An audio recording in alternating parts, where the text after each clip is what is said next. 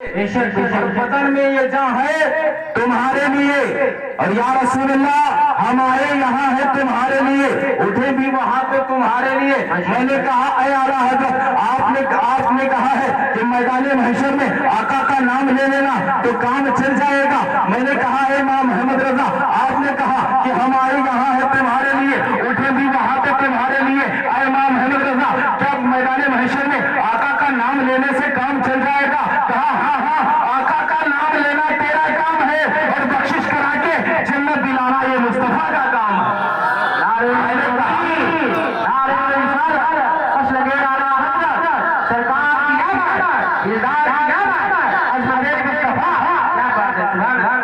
میں نے کہا کہ میدان محشر میں آقا کا نام لینے سے کام چل جائے گا، کیا بخشش کا پروانہ مل جائے گا؟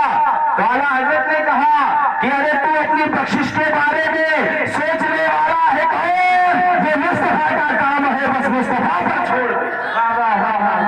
سبحان اللہ۔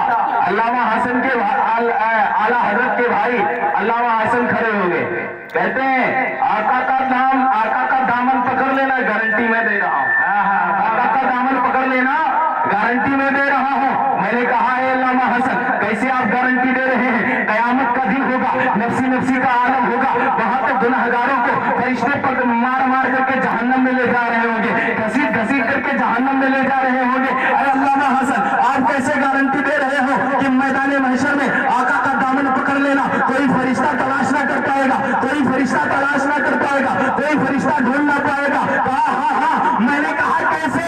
تو کہا یہ میرا شیر لے کے چلے جانا کہ ڈھونڈا ہی کرے صدر قیامت میں سپاہی، ارے وہ کس کو ملے جو تیرے دامن میں چھپا ہو، کس کو ملے جو تیرے دامن میں چھپا ہو۔ حضرات یہ محفلیں بڑی برکت والی محفلیں ہوتی ہیں۔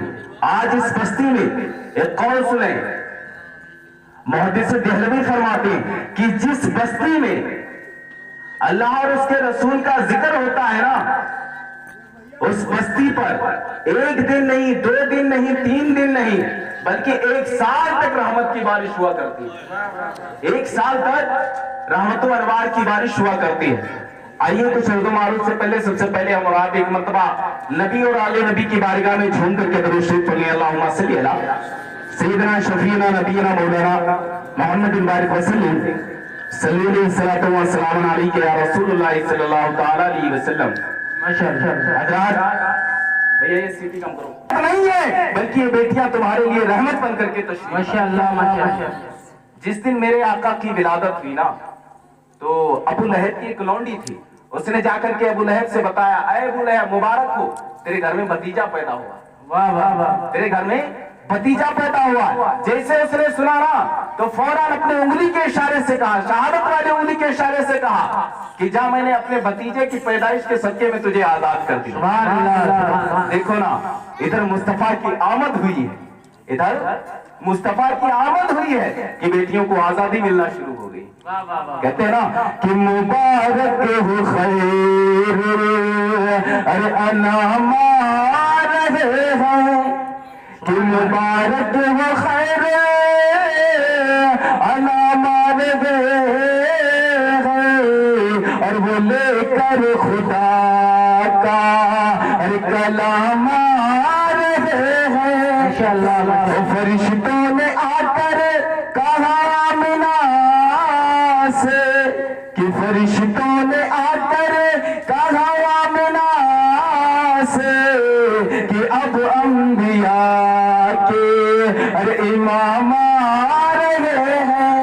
ماشاءاللہ میرے آقا اس دنیا میں تشریف لائے تو مصطفیٰ کے آنے سے وہ کہ دنیا میں بہار آئی۔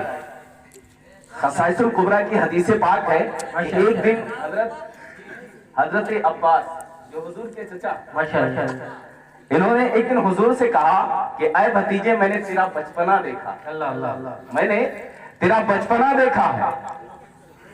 حضرت عباس کہتے ہیں آقا نے فرمایا کہ چچا کیا کہنا چاہتے ہو؟ حضرت عباس کہتے ہیں کہ اے بھتیجے جب تو چھوٹا تھا تو میں نے دیکھا تھا کہ کہ تو پالنے میں تھا, جھولے میں تھا, تو میں نے دیکھا تھا کہ بچپنے میں تیری انگلی جدھر جاتی تھی آسمان کا چاند بھی ادھر جاتا, آسمان کا چاند بھی ادھر جاتا تھا. تو آقا فرماتے ہیں چچا کہنا کیا چاہتے ہو, کہنے کا مقصد کیا ہے؟ تو حضرت عباس کہتے ہیں کہ اے بھتیجے پوچھنا یہ چاہتا ہوں کیا وہ زمانہ تجھے یاد ہے, کیا وہ زمانہ تجھے یاد ہے؟ تو آقا نے فرمایا اے چچا تم تو اس وقت کی بات کرتے ہو جب میں دنیا میں آ گیا تھا, جب میں دنیا میں آ گیا تھا. اے چچا میں اس وقت کی بات نہ بتاؤں جب میں اپنی ماں کے شکم میں تھا, میں اس وقت کی بات جب میں اپنی ماں کے شکم میں تھا. کہا اے چچا تم تو اس وقت کی بات کرتے ہو جب میں دنیا میں آ گیا تھا. اے چچا سنو, جب میں اپنے ماں کے شکم میں تھا تو اس وقت لوہے محفوظ پر جو قلم چلتا تھا تو اس کی چرچراہٹ کی آواز کو میں اپنے ماں کے شکم میں سنا کرتا تھا, میں اپنے ماں کے شکم میں سنا کرتا تھا. اور اے چچا بات یہیں تک ختم نہیں ہوتی, میں جس امتی کی تقدیر لکھی جاتی تھی میں اس قلم کی آواز کو سنا کرتا تھا. اور اے چچا سنو, جس امتی کی تقدیر لکھی جاتی تھی تو اس کی تقدیر لکھنے کے اس قلم کی آواز ہی تک حد نہیں رہتی بلکہ اس امتی کی میں اپنی شکل کو بھی دیکھ لیا. کہا جس امتی کی تقدیر لکھی